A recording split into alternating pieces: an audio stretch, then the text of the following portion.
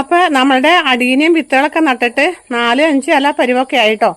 അപ്പൊ അത് ഞാൻ കുറച്ചൊക്കെ ചെറിയ ചട്ടികളിലേക്ക് ഞാൻ നട്ട് വെച്ചിട്ടുണ്ട്. നമ്മൾ സമയം കിട്ടുന്നതനുസരിച്ച് ഞാൻ കുറച്ച് നട്ട് വെച്ചിട്ടുണ്ട് കേട്ടോ.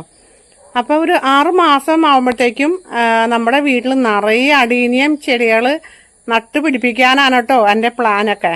അപ്പൊ നമ്മൾക്ക് അടീനിയം വിത്തുകൾ നട്ടത് എന്തോരമായി നോക്കാം കേട്ടോ. അപ്പൊ ഇതാണ് കേട്ടോ എൻ്റെ അടീനിയത്തിന്റെ വിത്ത് പാവി മുളച്ചിട്ട് നിൽക്കുന്നത്. 3 ചട്ടികളിലായിട്ടാണ് കേട്ടോ ഞാൻ നട്ട് പിടിപ്പിച്ചാർന്നത്. അപ്പൊ ഇപ്പോ തിക്കായിട്ട് നിൽക്കണേന്ന് ഞാൻ പറിച്ച് ചെറിയ ചട്ടികളിലേക്ക് ഞാൻ പകർത്തി നടുകയാണ്.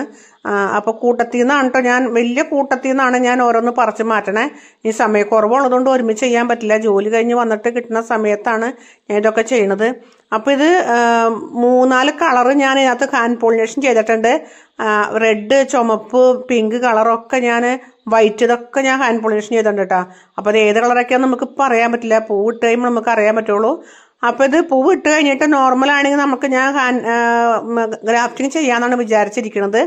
അപ്പൊ എനിക്കും കാണാനായിട്ട് ഒരുപാട് ആഗ്രഹമുണ്ട് കേട്ടോ ഏത് പൂവൊക്കെയെന്ന് അറിയാൻ.